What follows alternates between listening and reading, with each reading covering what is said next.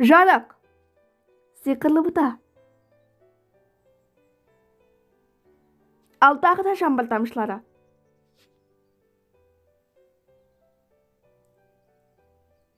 Алақай, ақырында барлығы жақсыным алды. Дұрыс, олар үш мейірімді пер болды. Күншуақ, табиғат, жаңбырлы. Олар осы сиқырлы елдегі адамдарға бірге көмектесуге әрқашан дайын. Рахмет, Күншуақ пері, біз ешікке жылы күн сәулесін жеткізуге көмектескеніңіз үшін. Ал табиғат пері әрқашан сиқырлы бұтаның көмегімен ағаштардың тез өсуіне көмектеседі. Әрине, мен және табиғат әрқашан барлығына ең жақсысын көрсетеміз. Солай емес пе, табиғат? Бірақ екеуің жақсы екенсіңдер. Неге жаңбырлы перімен жүресіңдер? Кейде бізге көп жаңбыр қажет болғанда, ол бірнеше кішкентай жаңбыр тамшыларын жасайды.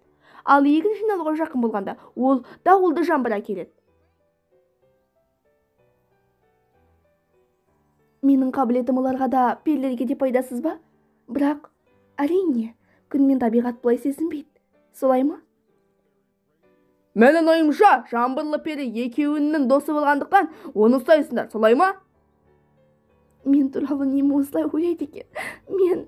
Мен барлығына қолымнан келгенше көмектестім.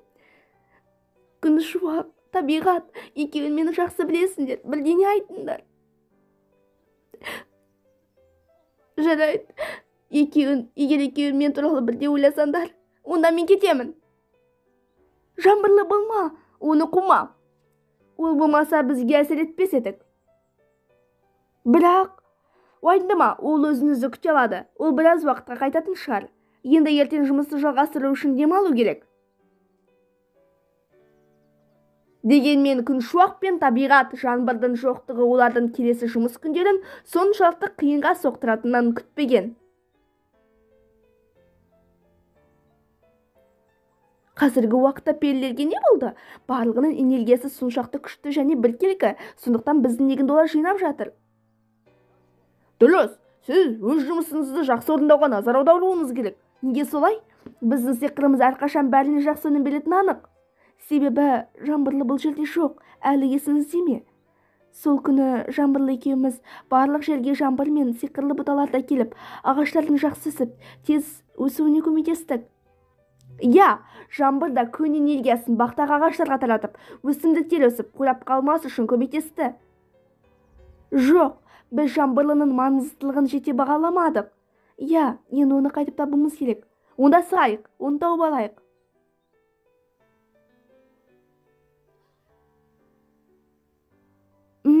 Ол қайда кетті? Осылай энергияны басқара алмай бірге жүре берсек, өсімдіктер жойылады.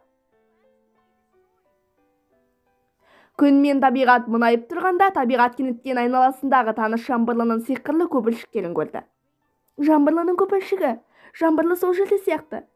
Ой, дұрыс, асығайықшы.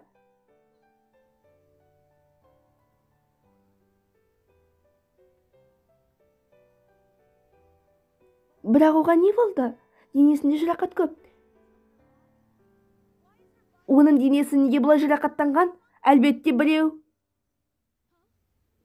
Абайла!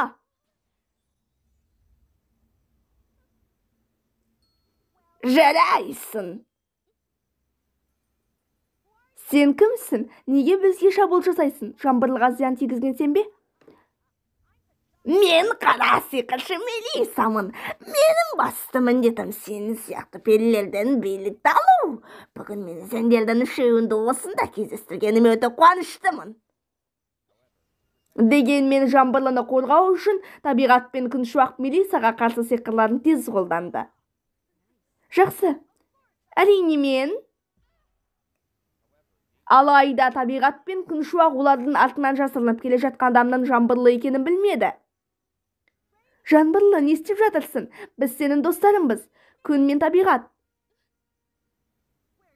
Біз дос емеспіз, менің досым тек Мелиса.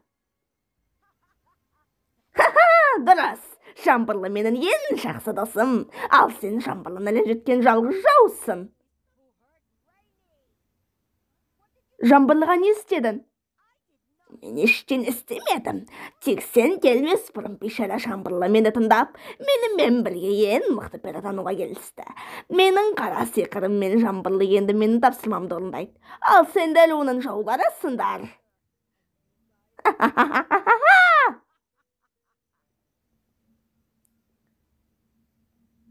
Жоқ, біз Жамбырлыны оның бақылауынан құтқаруымыз керек. Табиғат, маған қол ұшын берші.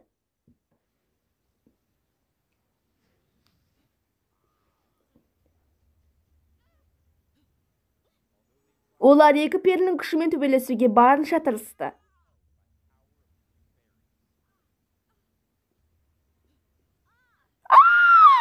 Қосылсам, мұншалықты мықты болады деп күтпеп едім. Осылай жалғаса берсе жеңіліп қаламын. Бір жолы бар. Қара, бізде саған не бар?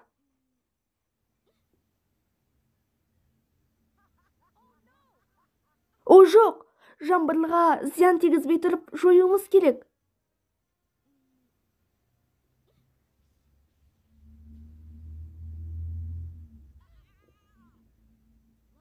Бақтымыз қалай дер кезінде қолға түсірдік.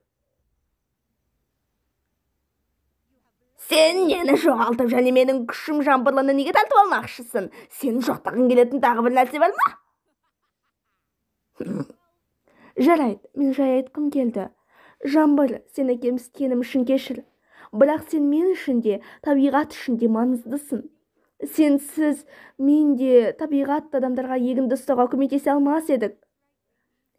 Жақсы, және бұрынғыдай бақытты болайық. Дұрыс, Жамбырлы, біздің арамыздағы жанжалды тек сен шешесің. Бізге сен керексің.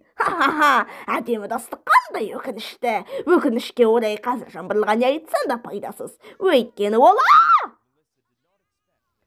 Жамбырлының өз бақылауынан бірте-бірте арылуына Күншуақ пен табиғаттың шынайы сөздері көмектесті деп Мелиса күткен жоқ.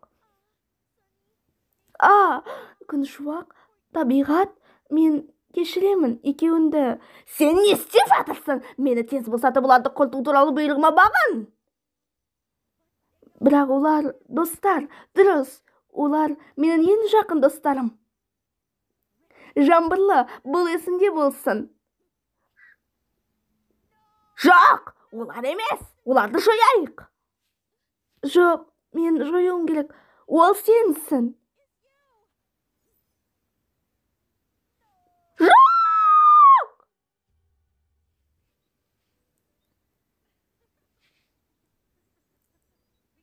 Түсіндік, біз Мелисаны жеңдік.